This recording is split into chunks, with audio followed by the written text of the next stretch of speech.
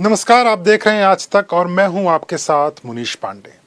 उत्तरकाशी में के धराली में आए हुए सैलाब को लेकर अभी भी रेस्क्यू ऑपरेशन लगातार चल रहा है और 2 दिनों के रेस्क्यू ऑपरेशन के बाद भी अभी भी हालात वहां पर बेहतर नहीं हुए हैं। कई लोग अभी भी वहां पर मिसिंग पाए जा रहे हैं। अभी भी रेस्क्यू ऑपरेशन चल रहा है। सैलाब की चपेट में आया उत्तरकाशी को धराली 2 दिन बाद भी तबाही से मुक्त नहीं हो पाया है।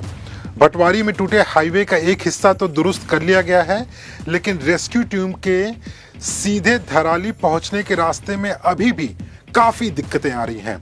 धराली तक तेजी से पूरी ताकत से राहत और मदद पहुंचाने के लिए रास्ता बनाया जा रहा है, लेकिन अभी भी इसके तैयार होने में थोड़ा और वक्त लगेगा। फिलहाल के लिए छोटे हेलीकॉप्टर से ही रेस्क्यू टीम धराली तक पहुंच पा रही है और जितना कोशिश है उतना रेस्क्यू वहां से कराने की कोशिश पूरी की जा रही है। जितना समय लगेगा उतना ही नुकसान बढ़ने की आशंका है, लेकिन इस वक्त की जो बड़ी खबर आ रही है उसमें ऑपरेशन जिंदगी अभी भी जारी है। राष्ट्रीय राजमार्ग का दूसरा हिस्सा खोल दिया गया है जो भटवारी गांव से गंगवानी को जोड़ता है। किसी भी वक्त इस रास्ते से गाड़ियां आगे गंगवानी की ओर बढ़ेंगी और जैसे ही आगे गाड़ियां बढ़ना शुरू होंगी उसके बाद से रेस्क्यू ऑपरेशन में और तेजी आएगी। आगे टूटे हुए पुल को बनाने का सामान भी इसी रास्ते से जाएगा। पुल बनने के बाद धरा दीवार हर्षिल पहुंचने की कोशिश करेगा और दूसरी सबसे बड़ी बाधा तभी खत्म होगी।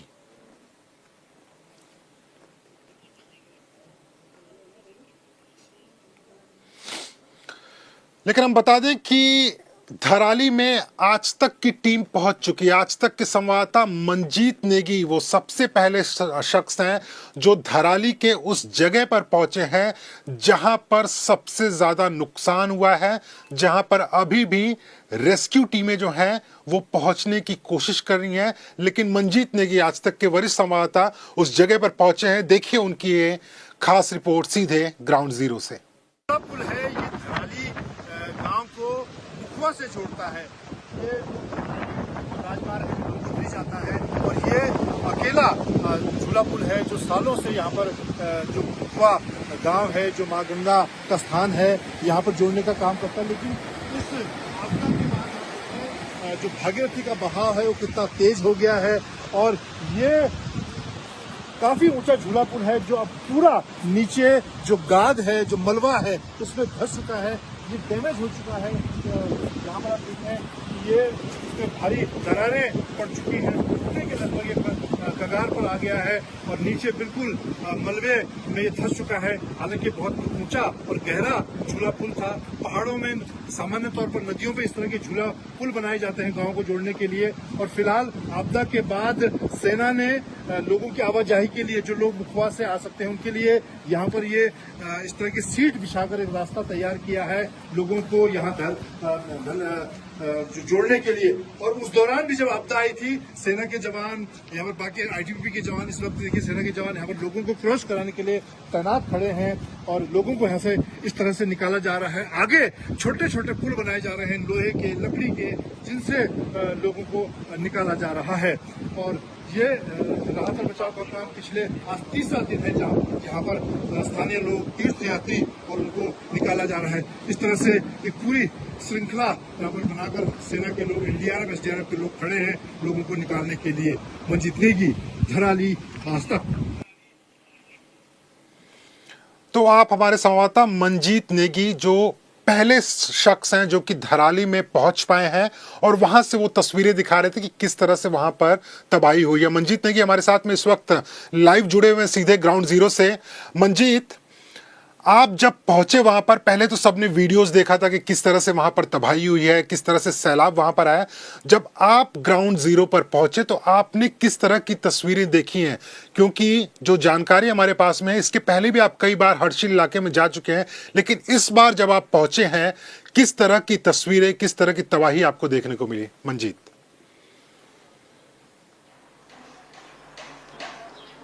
मुनीश, हर्षिल, मुझे क्योंकि सेना की कवरेज के लिए कई बार जाना हुआ, लेकिन आज की जो कवरेज थी परसों दिल्ली से चलने के बाद 3 दिन, आज तीसरा दिन है और कल काफ़ी मशक्क़त के बाद मैं हरसिल पहुंच पाया। वहां से करीब 5 किलोमीटर जो पहाड़ी रास्ता है, जो सेना ने एक अस्थायी रास्ता तैयार किया है, रस्सियों के सहारे हम वहां पर पहुंचे हैं। और अगर अब ताज़ा हालात की बात करें तो धराली जो सबसे ज़्यादा प्रभावित इलाका है, जहां पर 150 से 200 दुकानें थी, जो रिजॉर्ट थे, बड़े 5 मंजिला रिजॉर्ट वहां मौजूद थे, लेकिन आज पूरा इलाका फ्लैट हो चुका है। 40 से 50 फीट जो मलबा है वो धराली में नजर आ रहा है, सिर्फ मलबा ही मलबा नजर आ रहा है। और ऐसा लगता है कि माँ भागीरथी नदी ने पूरे इलाके को अपना किनारा बना लिया है, वहां पर कुछ भी इस वक्त मौजूद नहीं है। और 3 दिन के बाद अगर हालात की मैं बात करूं तो जो सेना के लोग हैं, एनडीआरएफ के लोग हैं, सेना सबसे पहले एक तरह से फर्स्ट रिस्पॉन्डर के तौर पर वहां पर पहुंची थी, क्योंकि हरसिल में सेना का अपना एक बेस है, चीन सरहद को लेकर सेना की यूनिट वहां पर मौजूद है। 14 जो राजपुताना राइफल है वो तैनात है चीन सरहद पर। वो लोग करीब 1:40 के आसपास जब उनको सूचना मिली गांव, और वहां पर एक सिस्टम है, क्योंकि जो नदी के इलाके हैं वहां का जो प्रधान है वो जो नजदीक की यूनिट होती है आईटीबीपी की, आर्मी की, उसका नंबर उनके पास होता है और तुरंत अगर कोई नदी में बहाव तेज होने लगता है तो जानकारी देते हैं। इसी से उनको जानकारी मिली, सेना की टुकड़ी 5 मिनट पर वहां पर पहुंच गई और उसके बाद काफी बड़ी संख्या में लोगों को बचाने का काम किया। पिछले 3 दिनों के मैं आंकड़ों की बात करूं तो आज तीसरा दिन है। सेना ने करीब 150 लोगों को, 50 से 60 लोग जो उस वक्त वहां पर मौजूद थे, उनको बचाने का काम किया। और इस दौरान सेना को काफी नुकसान हुआ। सेना का जो हरसिल का लोअर कैंप है वो पूरी तरह से वॉश आउट हो गया। वहां पर उनके अभी भी आज तीसरा दिन है, 9 सोल्जर मिसिंग है, जिसमें एक जेसीओ शामिल है। इसके अलावा सेना के 10 से 11 जवान बुरी तरह से घायल हुए, जिसमें एक ट्वाइसी लेफ्टिनेंट कमांडर घायल है, जिन्हें देहरादून ले जाया गया है। तो इस तरह से इन सब चीजों के बावजूद अब जो राहत और बचाव का काम है आज काफी तेज हुआ, क्योंकि मौसम ठीक होने की वजह से भारतीय वायुसेना का जो चिनूक हेलीकॉप्टर है उससे बड़े उपकरण लाए गए हैं। उसके अलावा रसद लाई गई है और यहाँ पर जो बड़ी संख्या में गंगोत्री और चारधाम यात्री आसपास के इलाकों में, चाहे बात धराली की करें या हम हरसिल की करें, हरसिल एक टूरिस्ट स्पॉट है, बड़ी संख्या में लोग वहां मौजूद थे, उन सबको निकाला जा रहा है। तो 3 दिन की मशक्कत के बाद मंजीत आप उस जगह पर पहुंच पाए जहां पर सबसे ज्यादा नुकसान हुआ था, जो जगह को बोला जा सकता है कि इम्पैक्ट सबसे पहले वहीं पर हुआ था। हमारे दर्शकों तक ये तस्वीर पहुंचाने के लिए मंजीत आपका बहुत बहुत शुक्रिया। लेकिन मंजीत, एक और बात आप बताइए कि क्या कोई आंकड़ा मिल पाया है कि कितने लोग अभी भी मलबे में दबे हो सकते हैं? क्योंकि 3 दिन का वक्त गुजर चुका है, बहुत कम संभावना होगी कि कोई जिंदा निकल पाएगा।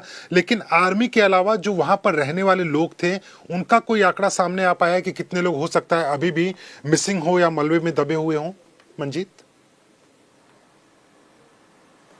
देखिए मुनीश, जहाँ तक प्रशासन और के आंकड़ों की बात करें, उनका ये कहना है कि जो स्थानीय लोग, जो धराली जो सबसे बड़ा प्रभावित इलाका है, वहाँ पर 9 स्थानीय लोग अभी मिसिंग हैं, जिसमें एक डेड बॉडी मिल गई है, जिनका अंतिम संस्कार आज वहाँ पर हुआ है।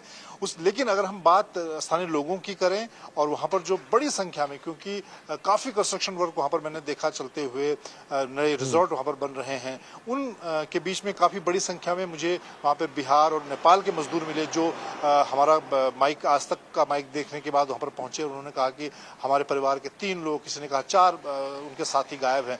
तो वो आंकड़ा अभी भी 50 से ऊपर का है, जो लोग स्थानीय लोगों का और वहाँ पर जो लोग काम कर रहे थे उनका कहना था कि अभी भी 50 से ज्यादा लोग वहाँ पर मिसिंग हैं। जहाँ तक सेना की मैं बात करूँ तो सेना का आखिरी कंफर्म जो आंकड़ा है वो 9 सैनिकों के मिसिंग का है। और 3 दिन के बाद मिसिंग होने का मतलब ये समझा जा सकता है कि अब जीवन की संभावना बहुत नगण्य रह जाती है। उसमें एक जेसीओ शामिल है। सेना के 11 जवान घायल हुए, जिसमें एक उनका लेफ्टिनेंट कमांडर कर्नल शामिल है।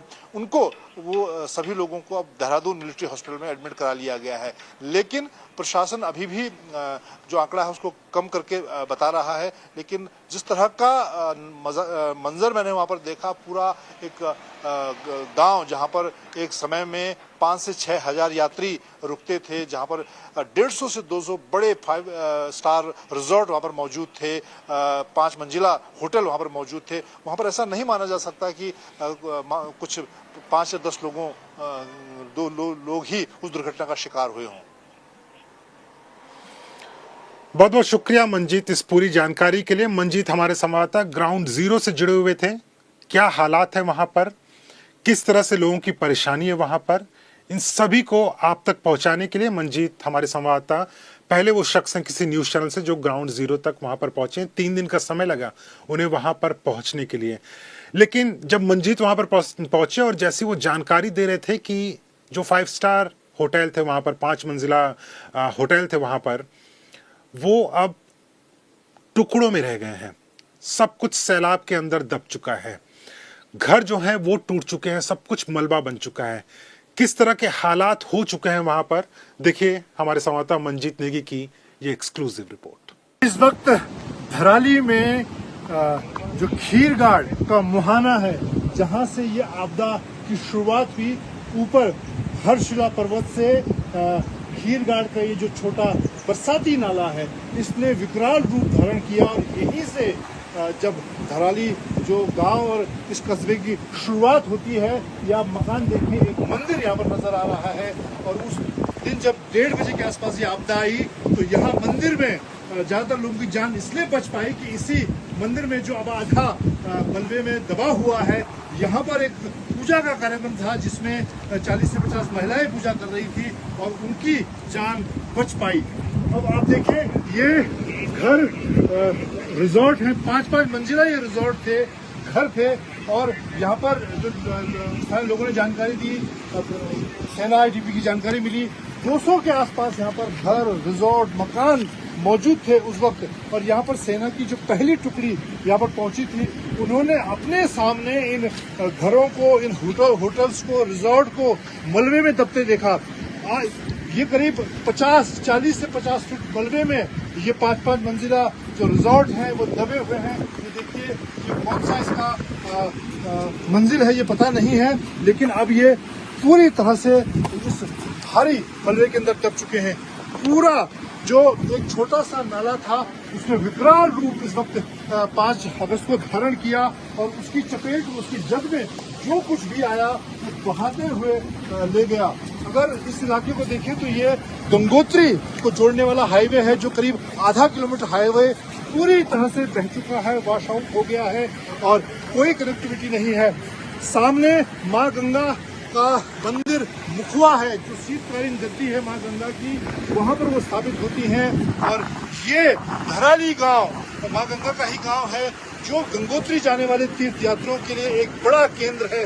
बड़ी संख्या, हालांकि अगस्त के महीने में बरसात में यहाँ पर टूरिस्ट कम होता है, लेकिन अभी भी जो जानकारी हमें यहाँ पर ग्राउंड पर मिल रही है, इस दौरान यहाँ पर 150-200 लोग मौजूद थे, जिसमें बड़ी संख्या में जो यहाँ पर मजदूर हैं बिहार के, नेपाल के, वो उनके बहने की आशंका, दबने की आशंका जताई जा रही है। 9 स्थानीय लोग यहाँ पर मिसिंग हैं।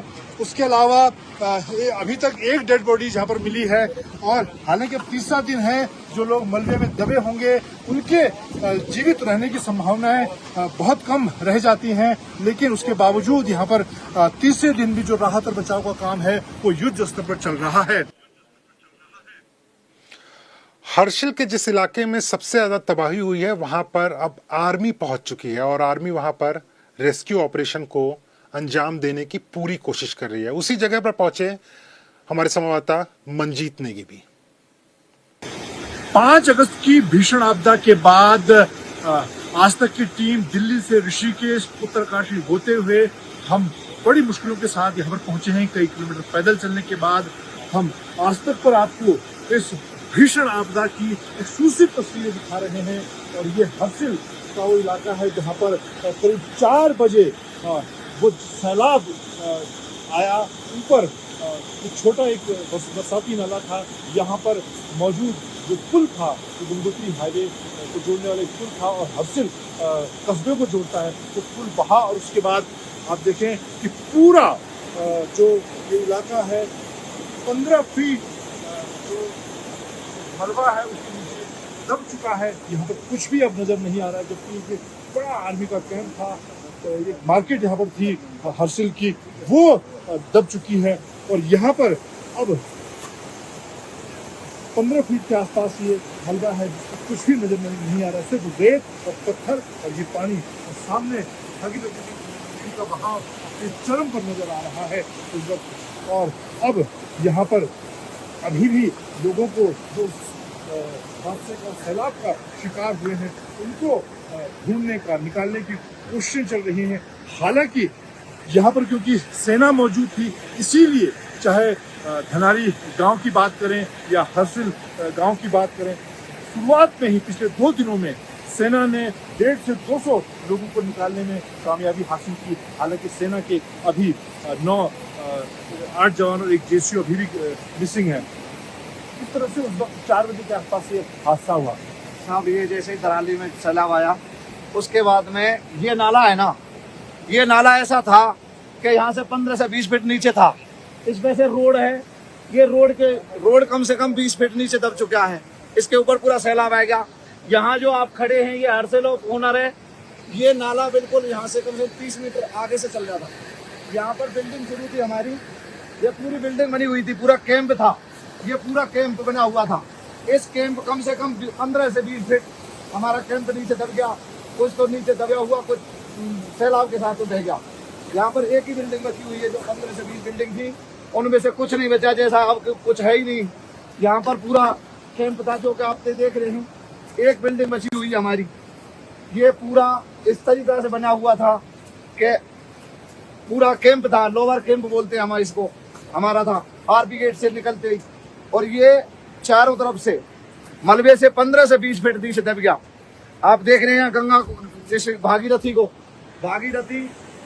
उधर बिल्कुल थोड़े थोड़े पानी बहता था और हमारा कैंप ऊपर था। अब यहाँ ऊपर जो नीचे था वो ऊपर कर दिया 15 से 20 फीट, और यहाँ पर अब कुछ नहीं छोड़ा हमारा। अब हम आपको दिखाते हैं कि हर्सिल के इस आर्मी कैंप में कैसे सेना जो राहत और बचाव का काम है, उनके जो मिसिंग जवान हैं उनको ढूंढने के मिशन में जुटी हुई है। यहाँ पर ये जो 2-3 छोटी बिल्डिंगें बची हुई हैं उनमें जरूरी सामान निकाला जा रहा है। आप देखिए आर्मी मेस का जो सामान है वो इस गार्ड रूम में मौजूद है। यहाँ पर ये बिस्तर, ये बेड, गद्दे नजर आ रहे हैं, ये अलमारियां नजर आ रही हैं जिसमें जो मेस का सामान है वो मौजूद होता है। ये बड़े बॉक्सेस हैं जिनमें जरूरी साजो सामान रहता है, और उनमें अब सेना के ये जवान 14 राजपूताना राइफल के जवान जरूरी सामान ढूंढ रहे हैं। अपने उन साथियों को भी ढूंढ की जा रही है जो 8 जवान, एक जेसीओ इस हादसे में मिसिंग हैं अभी, और उन्हें तब तक उनको ढूंढा जाएगा। ये देखिए, ये पर्स मुझे नजर आ रहा है, ये आई कार्ड, ये पर्स, ये आई कार्ड, इस तरह से ये पूरा जो आप सिर्फ मात्र ये एक छोटी बिल्डिंग यहाँ पर बची हुई है, जबकि वो बहुत बड़ी ये आर्मी की मेस थी। तो ये जवान यहाँ, ये हेलमेट ये नजर आ रहा है, और बहुत सारी चीजें जो जरूरी यहाँ सामान है उनको यहाँ पर ढूंढा जा रहा है। ये बीपी जैकेट नजर आ रही है, और सैनिकों का जरूरी सामान यहाँ पर, क्योंकि गार्ड रूम था, यहाँ पर सैनिक मौजूद होते थे। और अब सिर्फ ये एक तरह से मलबा में दबे हुए जो सामान है, जरूरी सामान है, उसको यहाँ पर निकाला जा रहा है। इसके साथ ही एक छोटी और एक बिल्डिंग यहाँ पर मुझे नजर आ रही है, जबकि यहाँ पर 12 से 15 बिल्डिंगें थी, वीआईपी मेस थी, लेकिन कुछ भी अब यहाँ पर बचा नहीं है। जो सारी चीजें हैं वो 15 से 20 फीट मलबे में तब्दील हो चुकी हैं। मात्र कुछ 2-4 जो छोटे स्ट्रक्चर हैं वो नजर आ रहे हैं। तो उससे इस बात का अंदाजा लगाया जा सकता है कि किस तरह से, कितना भयंकर भीषण ये उस वक्त यहाँ पर जो सैलाब था वो था, और उसने यहाँ पर किसी भी चीज़ को नहीं छोड़ा। सारी चीज़ें एक तरह से मलबे में तब्दील हो गई। ये यहाँ पर जो आर्मी मेस मौजूद थी उसका ये किचन है, और ये इसकी हाइट अगर देखें तो ये 12 फीट ऊंची किचन थी, और अब इसकी हाइट आप देखें ये मलबे में पूरी तरह से दब चुकी है। ये अंदर जो किचन का सामान है वो नजर आ रहा है, बाल्टी अंदर नजर आ रही है। ये दरवाजा देखें, इस तरह से ऐसे लग रहा है जैसे एक खिड़की बन गई हुई दरवाजे हैं। यहाँ पर ये फ्रिज आप देखें, ये फ्रिज नजर आ रहा है किचन का। ये मिक्सी यहाँ पर पड़ी हुई है। यहाँ पर जो आर्मी मेस थी, जो आर्मी के अधिकारी और बाकी लोग यहाँ ठहरते थे, वो उनके लिए यहाँ पर किचन का खाना बनता था। अंदर किचन का सारा सामान, मिक्सी यहाँ पर नजर आ रही है, ये शीशा नजर आ रहा है। ये जो बचा हुआ एक स्ट्रक्चर यहाँ पर किचन का हम आपको दिखा रहे हैं, किस तरह से उस दौरान ये हादसे का। तो आप सुन रहे थे किस तरह से जो आर्मी के वहां पर जवान मौजूद हैं वो भी बता रहे थे क्या नुकसान हुआ है वहां पर, किस तरह से कई फुट तक 15 से 20 फुट तक मलबा आ चुका है।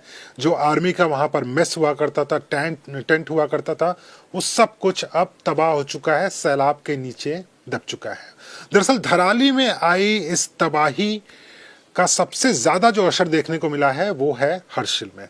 हर्षिल धराली के पास का एक बड़ा इलाका है, वहां से देखिए रिपोर्ट।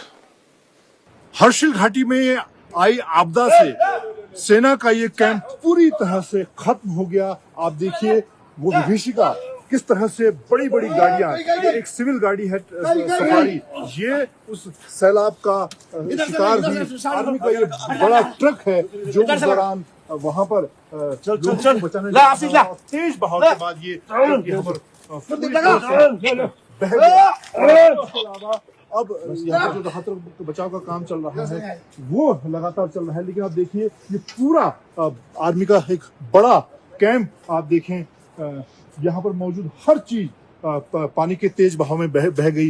ये ट्रक की हालत आप देखें, इतना मजबूत ये सेना का जो ट्रक है वो, और यहाँ कैंप में मौजूद तमाम चीजें बिखरी हुई है। ये सामान यहाँ पर आप देखें इस तरह से यहाँ मौजूद, यहाँ पर एक आर्मी का बड़ा ये इंफ्रास्ट्रक्चर था, लोअर कैंप, जिस पर यहाँ पर आर्मी मेस के अलावा काफी बड़ी संख्या में उस दौरान जवान मौजूद थे, और ये इस वक्त पूरी तरह से इस बलवे में तब्दील हो चुका है। अब हम आपको दिखाते हैं कि किस तरह से 5 अगस्त को हर्षिला जो ऊपर पर्वत है वहां 7 ताल में बादल फटने के बाद किस तरह उसने एक बड़े सैलाब का रूप लिया, और यहाँ पर वो इस गंगोत्री हाईवे को बहाते हुए ये सैलाब आगे बढ़ा। मुझे 2013 केदारनाथ आपदा की तस्वीरें याद आ रही हैं। उस दौरान भी गांधी सरोवर में बादल फटने के बाद, वो सरोवर फटने के बाद पूरी केदारनाथ घाटी में इसी तरह की तबाही आई थी। और आप देखें ये गंगोत्री हर्षिल को जाने वाला रास्ता है, पूरी तरह से बह चुका है, हाईवे बह चुका है। लेकिन सबसे महत्वपूर्ण यहाँ पर ये आर्मी का लोअर कैंप है, जहाँ पर आर्मी का बड़ा इंफ्रास्ट्रक्चर था। यहाँ पर आर्मी की मेस मौजूद थी, 10 से 12 बिल्डिंगें थी, वीआईपी मेस थी, और मैं खुद यहाँ पर कई बार रुका हूँ। अब यहाँ पर कुछ भी नजर नहीं आ रहा है। भागीरथी नदी के साथ ये पूरा जो इलाका है सपाट हो चुका है। कई मीटर जो मलबा यहाँ पर आप देखें, बड़े बड़े पत्थर, बोल्डर और रेत से ये पूरा इलाका दबा हुआ नजर आ रहा है। कुछ भी यहाँ पर नजर नहीं आ, ऐसा नहीं लग रहा है कि यहाँ पर कभी इतना बड़ा आर्मी का कैंप था। तो इससे समझ में आता है कि ये कितनी बड़ी विभीषिका थी 5 अगस्त को, जब इस हर्षिल घाटी में एक सैलाब ने पूरे न सिर्फ धनारी जो गांव है और उसके अलावा हर्षिल घाटी में तबाही लेकर आया। मंजित नेगी, हर्षिल, आज तक। तो आपने देखी हर्षिल की तस्वीरें, किस तरह से वहां पर तबाही आई है और किस तरीके से वहां पर रेस्क्यू ऑपरेशन को इस वक्त चलाया जा रहा है। अब आपको लिए चलते हैं सीधा धराली, वो जगह जहां पर अभी भी तबाही का मंजर है, लेकिन रेस्क्यू ऑपरेशन शुरू हो चुका है। वहां पर ग्राउंड जीरो पर मौजूद है हमारे संवाददाता आशुतोष मिश्रा, देखिए उनकी रिपोर्ट। तो इस पूरे अभियान में जो सबसे पहला पड़ाव है वो है इवैक्यूएशन। इवैक्यूएशन के लिए अब कोई साधन नहीं है। देखिए पहला पड़ाव की आपने रिपोर्ट देखी, ये जो दूसरा रास्ता था यहाँ मैं खड़ा हूँ, एक ब्रीफ आपको तस्वीरों के जरिए दिखा दूं, ये लाइव तस्वीरें आप देख रहे हैं। कल यहाँ दूसरा पड़ाव जो आगे गंगवानी को जोड़ेगा, रास्ता बनाया था, लेकिन रातों रात सड़क फिर नीचे धसक गई, लगभग 1 से 1.5 फीट वो नीचे धसक गई। अब क्या हो रहा है कि पहाड़ को और बाईं तरफ से यहाँ से और इसको काटा जा रहा है, इस मलबे को, कि थोड़ा सा और रास्ता बन जाए। ये सड़क देखिए ऊंची थी, ये फिर नीचे धसक गई। ये जब बनेगा तब आगे जो है राहत बचाव की चाहिए। दूसरा जो फेज होता है वो है रेस्क्यू ऑपरेशंस है। अब जिनको इवैक कर लिया गया उनको हेलीकॉप्टर से, जो छोटे छोटे हेलीकॉप्टर्स चल रहे हैं 4 सीटर 5 सीटर, उनके जरिए उनको उत्तरकाशी लाया जा रहा है। उत्तरकाशी, दीपक जरा पीछे चले क्योंकि अब ये दरअसल रास्ता डिस्टर्ब हो रहा है। यहाँ इवैक ऑपरेशन जो चल रहे हैं अभी रिस्टोरिंग का, तो इसी के साथ बीआरओ ग्रेफ के ऑफिसर्स को आप देख रहे हैं वो भी यहाँ पर सक्रिय हैं। लेकिन जब इवैक ऑपरेशन के साथ साथ फिर हुआ रेस्क्यू ऑपरेशन, जो लोग कहीं पर अपने घरों में फंसे हुए थे या उन इलाकों से निकलना चाहते थे उनको रेस्क्यू किया गया। तीसरी जो चुनौती है वो है सर्च ऑपरेशन की। सर्च ऑपरेशन के लिए इस समय 150 से ज्यादा मैन पावर वहां पर है, जिसमें आईटीबीपी है, जिसमें एसडीआरएफ के लोग हैं। वहां जो राजरिफ की टीम थी, जो स्थानीय, जो वहां पर बेस कैंप था मिलिट्री का, वो वहां मौजूद थे। उसी के साथ साथ एनडीआरएफ के कुछ लोग वहां पहुंचे हैं। अब सर्च ऑपरेशन में सबसे बड़ी मुश्किल आएगी कि जितना एरिया वो जा पाएंगे, मार्किंग कर पाएंगे, वहां तो ठीक है, लेकिन जहां घर 1 से 1.5 फीट मलबे में है उसको आप कैसे निकालेंगे? तो अब वहां सबसे बड़ी जो कमी है वो संसाधनों की है। और तीसरा जो इसमें सबसे बड़ा मिशन है, चौथा फेज, वो है रिस्टोर करना कनेक्टिविटी। कनेक्टिविटी में सड़क भी आती है, यहाँ की सड़क ठीक हो गई है, 100 मीटर का स्ट्रेच और बाकी है, वो हो जाएगा। बिजली का जो है, बिजली के लिए लोग वहां पर भेजे गए बिजली विभाग के, वो देख रहे हैं कि लाइन कहां से डैमेज है। एक बार बिजली रिस्टोर हो गई तो वही 150 पौने 200 लोग रात के समय भी उस टेरेन पर ऑपरेशन कर पाएंगे। क्या संभावना हो सकती है किसी के जीवित होने की? उसी तरह कनेक्टिविटी को वो वहां से भी सुदृढ़ करने की कोशिश करेंगे, हर्षिल धराली से आगे लिच्छिक की ओर, कि यहां से ज्यादा मदद पहुंचे। आखिरी फेज होगा रिलीफ ऑपरेशन। उस रिलीफ ऑपरेशन में नुकसान कितना है, नुकसान को अंदाजा लगाया जा सकता है। जो लोग हैं वापस उनका पुनर्वास हो जाए। तो जो 6 स्तर पर ये जो ऑपरेशन होते हैं हमेशा इस तरह, और पहाड़ों में जो मुश्किलें होती है मौसम की हैं, आज वैली खुली है और इसीलिए जो है कई सॉर्टी हमने सुबह से देखी हुई हैं। वैली के साथ साथ दूसरी अच्छी बात रही कि प्रशासन ने देर से सही लेकिन मोबिलाइजेशन काफी अच्छा किया है, काफी ज्यादा मशीनरी भेजी है और मैन पावर आए हैं, क्योंकि सड़क मार्ग को मजबूत करना ही इस समय सबसे बड़ा मार्ग है, वही सबसे बड़ा रास्ता है। और उसी के सहारे ये निर्भर करेगा कि वहां जो ऑपरेशन पहाड़ों में ऊपर हर्षिल और धराली में चल रहा है उसमें कितनी तीव्रता आएगी। यानी कि युद्ध स्तर पर जो आर्मी है, जो वहाँ पे रेस्क्यू की टीम है, एनडीआरएफ है, ये सारी टीमें मिलकर, आईटीबीपी, ये सारी टीमें मिलकर वहाँ पर लोगों को रेस्क्यू करा रही हैं। और रेस्क्यू कराने के बाद उनमें से ज़्यादातर लोगों को, चाहे वो धराली के हों या आसपास के हों, उन्हें देहरादून लेकर आया जा रहा है। जिन लोगों को रेस्क्यू कराया गया उनसे बातचीत की हमारी संवाददाता सरिता ने। सुनिए। धराली में बादल फटने के बाद लोगों का रेस्क्यू यहाँ पर किया जा रहा है। कई सारे लोगों को उत्तरकाशी यहाँ पर लाया जा चुका है और यहाँ से उनको जो है देहरादून लेके जाया जा रहा है। और कई सारे धराली में उस वक्त टूरिस्ट वहाँ पर मौजूद थे, अलग अलग राज्यों से वहाँ पर आए हुए थे। तो उनकी आप बीती क्या कुछ रही, आइए उनसे हम बातचीत करते हैं। हमारे साथ आप यहाँ पर देख सकते हैं बेंगलोर से जो है वहाँ पर आए हुए थे घूमने के लिए। क्या नाम है आपका? मेरा नाम कविता। कविता जी, आप बेंगलोर से वहाँ पर घूमने के लिए आई थी? हाँ, हम लोग घूमने आए थे। सोचा था कि ऐसा कुछ हो जाएगा? नहीं, बिल्कुल नहीं, नहीं नहीं नहीं। एक्चुअली हम लोग जब आए थे तो रात को आए थे, एक दिन पहले। तो नेक्स्ट डे जब हम लोग उठ के देखे तो अच्छा सीनरी था, सब कुछ। तो हम लोग वहाँ पास में ही एप्पल के ऑर्चर्ड थे, एक मंदिर था। तो हम लोग सुबह ही 7 बजे निकले थे, वहाँ जस्ट पैदल गए थे, कुछ फ़ोटोज़ निकाले ऑर्चर्ड में, और फिर हम लोग वापस अपने रूम में चले गए थे। और फिर 1:30 बजे के आसपास ऐसे मतलब पूरा मतलब आवाज़ आ गया था और सब लोग ऐसे विसिल कर रहे थे। तो हमने दरवाज़ा खोल के देखा तो पूरा मलबा मतलब आ रहा था पूरा, और मतलब हमारे होटल के सामने पूरा तब तक सब कुछ हो चुका था। और फिर मतलब हमको भी ऐसा लग रहा था कि अभी क्या होगा, क्या होने वाला है। तो वो मतलब इतना जल्दबाजी के चक्कर में हम लोगों ने पूरा लगेज पैक करके तुरंत निकल गए। तभी फर्स्ट लैंडस्लाइड हुआ था, उसके बाद शायद एक और हुआ। वो बाद में हम लोग को रेस्क्यू कैम्प में पता चला कि बाद में एक और हुआ था। और ये भी मतलब लोग बोल रहे थे कि आपका होटल ठीक है, बाकी जो आसपास वाले बिल्डिंग है वो सब बह गए। तो लकीली मतलब आप जिस होटल में थे वो नहीं ढहा, आप बच गए? हाँ, हम बच गए।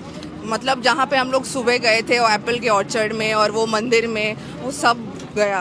वो मतलब मलबा में उसके नीचे ही दब गए होंगे। तो अभी ऊपर धराली में क्या हालात हैं, क्या नज़ारा है? मतलब जो धराली में लोग थे उनका क्या हो रहा है, दब गए हैं वो, क्या है?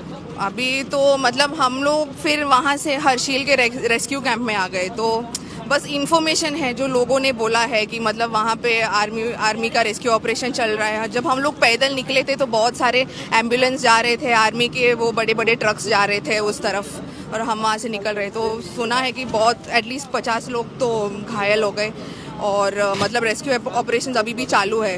और उस दिन तो पूरा बारिश ही हो रहा था। फिर नेक्स्ट डे थोड़ा मतलब बारिश थोड़ा कम हो गया तो और भी आर्मी के लोग गए थे वहाँ पे रेस्क्यू करने। तो मतलब आप भी साथ में थे? हाँ, ओके, तो अच्छा, तो आप दोनों लोग साथ में थे, आप लोगों ने जैसे ही देखा कि मलबा आ रहा है, सबसे पहले दिमाग में क्या है? जैसे उन्होंने बताया कि बस सामान उठाया और भागने के लिए सबसे पहले सोचा। नहीं, हम लोग को मालूम पड़ गया, वो लोग विसिल डाल रहे हैं ना, इमरजेंसी सिचुएशन है, इसलिए एस्केपेशन सॉरी हम लोग लास्ट में ना उधर से ना एस्केप करने के लिए अलर्ट कर रहे हैं ना, इसलिए हम लोग वो एरिया डेंजरस जोन है, हम लोग को मालूम पड़ गया, इसलिए हम लोग बाहर आ गया। हम लोग पैकेज करके बाहर आ गए। आदमी लोगों को भी हम लोग बोला बाहर निकलने के लिए, या तो बहुत आदमी लोग सुना नहीं, वो लोग वो रास्ते में ना जा रहे हैं अंदर जाके, क्यों वो लोग कुछ मटेरियल लेना, मटेरियल उसमें फंस गया होगा, इसलिए वो लोग का रेस्टोरेंट होगा, इसलिए वो लोग सुनता नहीं, वो लोग फिर है ना अंदर वो डेंजरस जोन में ना जा रहे हैं। हम लोग वो बाद में ना हम लोग देखा पूरा आर्मी का व्हीकल आ रहे हैं, एनडीआरएफ का ना टीम वो सब आ रहे थे। तो मतलब पैनिक हुए आप लोग? मतलब पैनिक होके ही तो हम लोग इतनी जल्दी निकल गए, नहीं तो मतलब थोड़ा शॉक हो गया था। अभी कैसा महसूस कर रही हैं? अभी तो मतलब रेस्क्यू कैंप आने के बाद सब लोग बोल रहे हैं कि आप इतना लकी हो, तो हमको भी ऐसा ही लग रहा है कि हम लोग बहुत लकी है। बस मतलब 100 मीटर्स भी नहीं था जहाँ पे वो हुआ, जो मलबा वो सब भर गया, और मतलब सेकेंड लैंडस्लाइड आने से पहले हम लोग निकल भी गए थे, तो पता नहीं उसके बाद क्या हो गया। तो देखिए ये बेंगलोर से दंपति कविता जी और उनके हस्बैंड जो है घूमने आए थे, धराली में उस वक्त मौजूद थे, और जो खौफनाक मंजर इन्होंने अपनी आंखों के सामने देखा, वो ताश की पत्तों की तरह जो वहाँ पे होम स्टेज थे, होटल्स थे, वो वहाँ पर ढह गए हैं। वो नज़ारा, जो तस्वीरें कहीं ना कहीं इनके अभी भी कह सकते हैं मन में है, और कहीं ना कहीं आज जब ये लौटे हैं तो इनके चेहरे पर ये जो मुस्कान है ये काफ़ी कुछ बयां कर रही है, क्योंकि ऐसी आपदा से खुद को बचा पाना और सुरक्षित वहां से अब अपने घर तक पहुंचना, ये बहुत बड़ी बात है। और जिस हिसाब से मैंने कहा कि इनकी जो मुस्कान है, स्माइल है, वो काफ़ी कुछ यहाँ पर बयां कर रही है, जो आप समझ सकते हैं। उत्तरकाशी से न्यूज़ तक के लिए सरिता तिवारी की रिपोर्ट। तो 3 दिन का वक्त गुजर चुका है, युद्ध स्तर पर जो रेस्क्यू ऑपरेशन है वो चल रहा है, लेकिन सबसे पहले जो कोशिश है कि जो रास्ता उत्तरकाशी से धराली की तरफ जाता है उसे खोला जाए। भटवाड़ी तक ये रास्ता खोला जा चुका है, उसके आगे भी जो रास्ता है कैसे खोला जाएगा उसको लेकर काम चल रहा है। उसके अलावा सेना के जो इंजीनियर हैं वो भी जहां पे पुल टूटे हुए उन पुलों को बनाया जा रहा है, ताकि जितनी जल्दी पुल बन जाए रेस्क्यू ऑपरेशन शुरू हो पाएगा, और साथ ही साथ जो लोग वहां पर रेस्क्यू कराए जा रहे हैं या जो उस इलाके में रहने वाले लोग हैं उनका आवागमन भी वहां पर शुरू हो जाएगा। तो तमाम तरीके की कोशिशें चल रही हैं, चाहे सेना की बात करें, एनडीआरएफ की बात करें, या फिर जो बाकी की स्टेट एजेंसियां हैं उनकी बात करें। पूरी तरह से कोशिश की जा रही है कि अभी भी अगर किसी को बचा सके तो उनको बचा लिया जाए, और पहले की तरह जो जीवन है वो आम दिनों की तरह लोग व्यतीत कर पाएं, इसकी कोशिश की जा रही है। जाते आते हैं हम आपको एक रिपोर्ट दिखाते हैं कि किस तरीके से पिछले 3 दिनों में यहाँ पर रेस्क्यू ऑपरेशन चला है, और किस तरीके से इस पूरे रेस्क्यू ऑपरेशन में और वहाँ के सारे जो सड़क और पुल को बनाने के लिए किस तरह की जद्दोजहद वहाँ पर हो रही है। देखिए रिपोर्ट।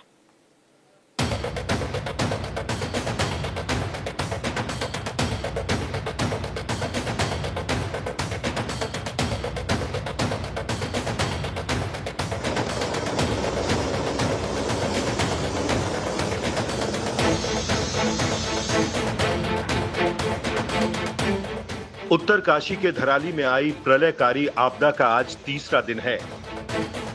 पहले दिन जो आफत आई थी उसके बाद वहां सिर्फ गिने चुने सैनिक और स्थानीय प्रशासन के लोग मदद कर पा रहे थे। दूसरे दिन मुख्यमंत्री का दौरा हुआ, हेलीकॉप्टर से फंसे लोगों का रेस्क्यू हुआ, और तीसरे दिन अब सड़क खुलने के बाद युद्ध स्तर पर राहत बचाव शुरू हो रहा है। धराली के राहत बचाव कार्य में सबसे बड़ी राहत उस वक्त मिली जब 2 दिन तक दिन रात मेहनत करके भटवाड़ी इलाके वाली सड़क खोल दी गई। 24 घंटे पहले जो सड़क सैकड़ों मीटर में तबाह हो चुकी थी, वहां से इंसानों का गुजरना भी मुश्किल था। वहां जवानों, इंजीनियरों और प्रशासन की मेहनत ने एक दिन के अंदर एक मोटरेबल सड़क खोल दी है। इस सड़क के खुलने से राहत बचाव को कितनी रफ्तार मिल पाएगी उसे इस नक्शे पर समझें तो ये नीचे यहां उत्तरकाशी है और ऊपर यहां धराली है। इसके बीच की सड़क में 3 जगह अवरोध है। पहला अवरोध इस भटवाड़ी इलाके में था, जहां की सड़क अब खुल चुकी है। इसके बाद गंगनानी में एक पुल बह गया है। उस जगह पर सेना के इंजीनियर वैकल्पिक पुल बनाने वाले हैं। इसके बाद हर्षिल में हुए नुकसान को पार करने के बाद धराली तक रास्ता क्लियर हो पाएगा। भटवाली में जो राजमार्ग बह गया था, महज 40 घंटों के भीतर उसे बीआरओ की टीम ने दुरुस्त कर लिया है। अब वो रास्ता खुल गया है और इन्हीं रास्तों से अब पीछे आईटीबीपी की टीम, इसी के साथ साथ एनडीआरएफ और उन तमाम एजेंसियों का पूरा सामान, पूरा अमला अब आगे बढ़ेगा धराली के लिए, हर्षिल के लिए। दरअसल बड़ी चुनौती थी कि पूरा राष्ट्रीय राजमार्ग जो है नदी का शिकार हो गया था, उसी के साथ साथ गिर रहा था मलबा। पहाड़ को चीर करके, इस पूरे हिस्से को चीरते हुए अब जो आगे बढ़ रही हैं, ये हमारी सहयोगी अंजलि इष्टवाल, वो आगे इस रास्ते से बढ़ रही हैं। और आज तक की पहली गाड़ी इस काफिले में, चूंकि हम यहीं पर इंतजार कर रहे थे रास्ता खुलने का, हमारा सफर आगे जारी रहेगा। तो हमारी सहयोगी अंजलि इष्टवाल और नासिर खान यहाँ पर हैं। अंजलि, बहुत बहुत मुबारक हो आपको, आपने पहली बार ये रास्ता पार कर लिया। सच्ची बात है। We manage to cross it and we become the first team. हम पहली टीम है आज तक की और इंडिया टुडे की जिसने ये रास्ता क्रॉस किया। सबसे पहले यहाँ पहुंचा था जब रास्ता बंद था। चलिए रास्ता खोलते, पीछे पूरा काफिला शुरू हो गया है। आगे जो सप्लाई लाइन है, उधर से गैस जो सिलेंडर है वो आ रहा है। उसके पीछे जो है आगे कुछ मीडिया की गाड़ियां हैं और इसी के साथ साथ जो राहत बचाव कार्य का सामान है जो पीछे इंतजार कर रहा है, अब वो आना शुरू हो गया है। भटवाड़ी में रास्ता तो खुल गया, लेकिन इससे आगे अब बड़ी चुनौती भटवाड़ी से 15 किलोमीटर ऊपर के गंगनानी इलाके में है। ये गंगनानी की तस्वीर है। यहाँ सैलाब और लैंडस्लाइड में पूरी पुलिया ही बह गई है। ये पुलिया के दोनों तरफ के स्पैन नजर आ रहे हैं, लेकिन बीच का पूरा पुल बह चुका है। इसे युद्ध स्तर पर तैयार करने की चुनौती आज सेना के इंजीनियरों और जवानों पर है। इसके बाद वैली ब्रिज को हुए नुकसान को दुरुस्त करने के बाद ही हर्षिल तक पहुंचा जा सकता है। फिलहाल उम्मीद यही है कि किसी सूरत में जल्द से जल्द धराली तक मोटरेबल रोड बनाई जा सके और उम्मीद है कि अगर मौसम ठीक रहा तो कल तक धराली में आसानी से वाहन आ जा सकेंगे। भटवाड़ी उत्तरकाशी से आशुतोष मिश्रा के साथ आज तक ब्यूरो।